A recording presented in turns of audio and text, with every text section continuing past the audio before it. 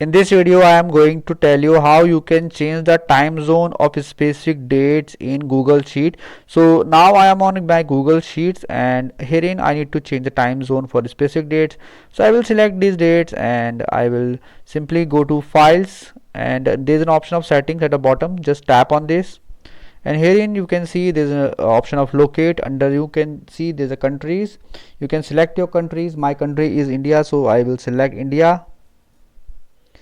After that, you need to select time zone from here. It automatically selected for me. In some countries time zone may differ, so you can also select it from here if required.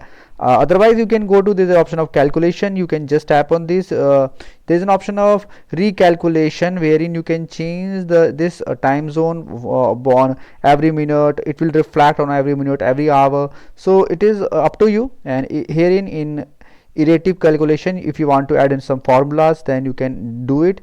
After that, you need to just click on save and reload.